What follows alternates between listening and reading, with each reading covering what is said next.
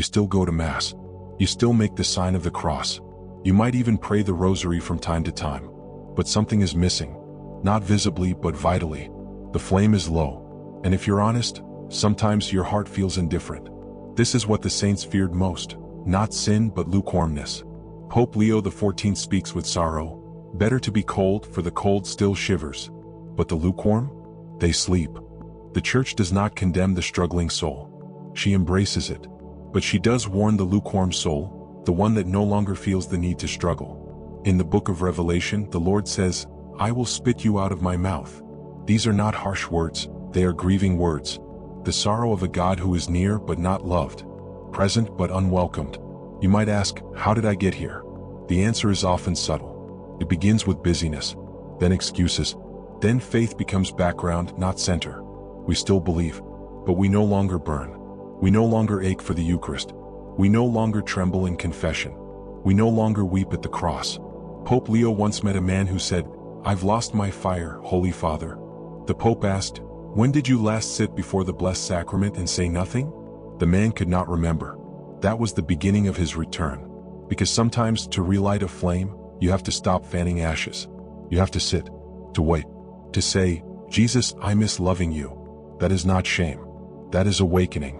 And heaven waits for it. Even now. Even in your lukewarmness. Lukewarmness rarely announces itself. It comes quietly. But the signs are there, if you dare to look. Pope Leo XIV, in his spiritual writings, gives 3 gentle warnings. You pray but don't expect an answer. You go to Mass but leave unchanged. You sin but no longer feel the sting. These aren't accusations. They are diagnoses. And the cure begins with honesty. The Catechism calls lukewarmness a hesitation or negligence in responding to divine love. Not rejection, but neglect. And neglect over time makes the heart grow numb. Saint Catherine of Siena said, "The soul in lukewarmness feels no hunger, and so it starves." You may recognize this in yourself. You once woke early for prayer, now you scroll. You once longed for confession, now you delay. You once saw every person as a soul, now you pass them by. It is not too late. Pope Leo tells of a woman who came to him tearful, saying, "I think I love God less than I used to." He replied, "No, you simply remember what it is to love, and that memory is the ember. So what do? You return to the beginning. Start again like a child. Make a simple morning offering. Visit the tabernacle even for 5 minutes. Light a candle and ask Mary to reignite what's gone cold. Speak aloud, 'Jesus, I no longer want a lukewarm soul.' He will hear you. He will come. And slowly, gently, he will relight the flame. There is a sorrow beneath the surface of lukewarmness.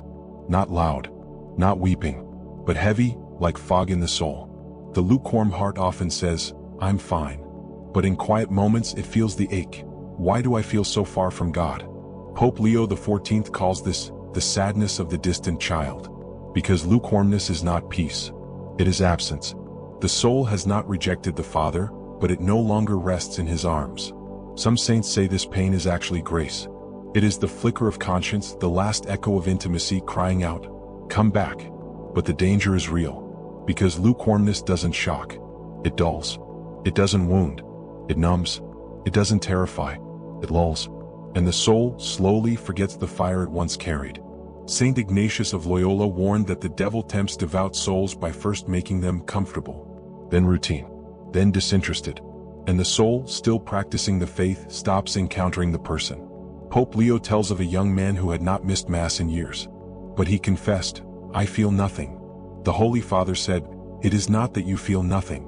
It is that you feel only yourself." He invited him to serve the poor for 1 week. The fire returned. Why? Because love reignites when given away. And lukewarmness at its core is a turning inward. So if you feel dull, distant, or dry, do not despair. Speak to Jesus as you are. Do one act of charity today, something that costs. Fast, even lightly, as a physical cry to heaven. Open the Gospels and read the Passion, slowly. Mary will help you. Ask her, "Mother, I don't want a half heart. Show me how to love again." Even one honest prayer can break the fog. Even one Hail Mary can become a matchstick. And the fire will return. You may think she is far, that your coldness has pushed her away, that your indifference has made you unworthy of her care. But the truth is the opposite. Pope Leo XIV writes, The colder the soul, the closer Mary draws.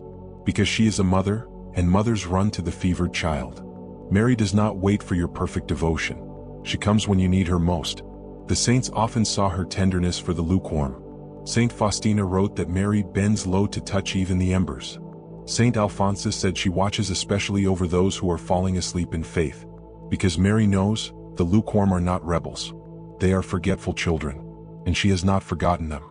Pope Leo tells of a woman who had stopped praying decades ago. Her life was respectable, but dry. She passed a Marian shrine one afternoon and felt a tug. She stopped, whispered one Hail Mary, and wept. That moment began her return. Why?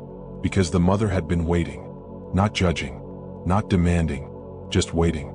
So don't be afraid to pray to her, even if you feel unworthy, even if it's been years, even if your voice trembles. Just say, Mother, help me love again.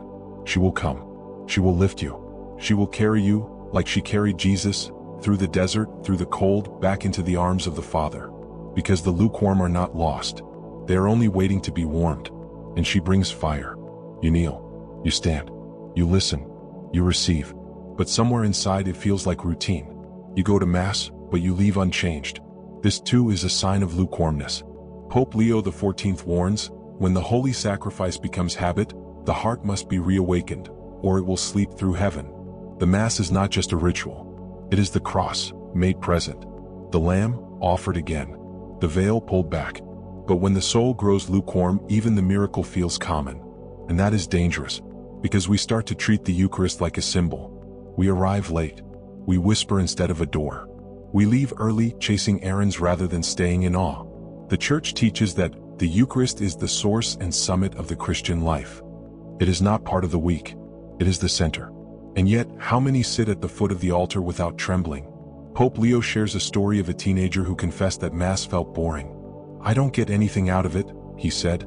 The Pope responded, don't go to get something. Go to give. Give your distractions.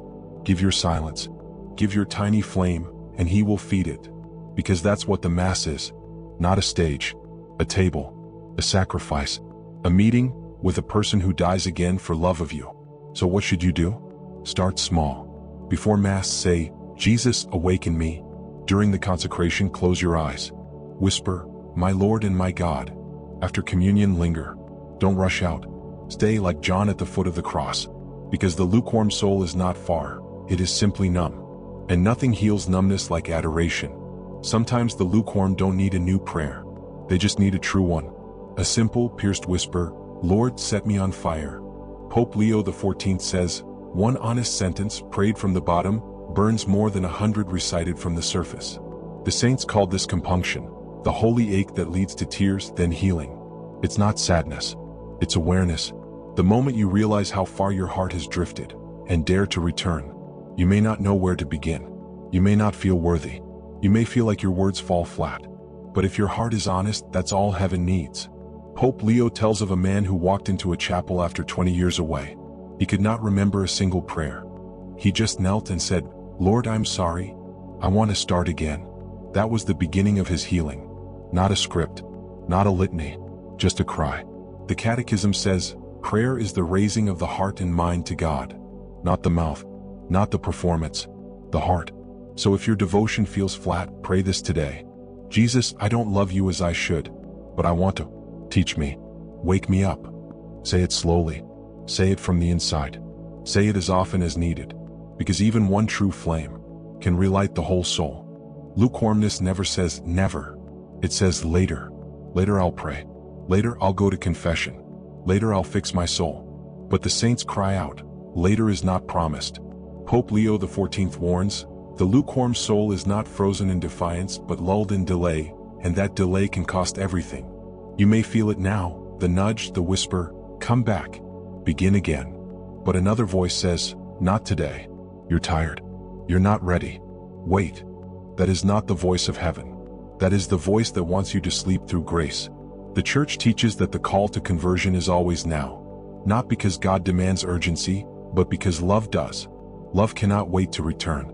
Love cannot wait to heal. And lukewarmness is the slow death of love. Pope Leo tells of a woman who delayed confession for years. It didn't feel urgent, she said. I hadn't done anything terrible. But her peace was gone. Her faith felt distant. One evening on her knees she whispered, "Jesus, I'm tired of waiting." The next day she went, and she wept, and she was new. Not because the sin was great, but because the distance had finally broken her heart. This is the grace the lukewarm soul needs, the grace of urgency. So do not delay. Go to confession, even if you don't feel ready. Pick up the rosary, even if it's been months. Say one act of contrition, even if you doubt your sincerity, because the soul begins to awaken the moment it moves. And even the smallest motion toward God is met by His running steps. You want to feel it again. The fire, the nearness, the joy of loving God, not just in mind but in heart. And the good news is, it can return. Pope Leo XIV ends this teaching not with warning but with hope. He says, "The lukewarm soul is not dead. It is sleeping. And the touch of grace, even gentle, can awaken it." Here's your road back. Start each morning with one sentence: "Jesus, set me on fire again." Go to confession this week, not for shame but for freedom. Visit a quiet church and just sit. 5 minutes. No words, just presence. Read the Passion of Christ slowly, let it wound you. Ask Mary to walk with you. Say, "Mother, keep me from sleep." Fast from noise. Even 1 hour of silence a day can crack open the soul. And most of all, believe that God wants you back. He is not disappointed. He is not angry. He is not distant. He is right now at the door, knocking. And if you open even just a little, He will come in. He will sit with you. He will bring fire. Because the opposite of lukewarmness is not perfection. It is desire. And your desire, even if weak, is enough. Start today. Begin again. Even coals, if touched by breath, will burn.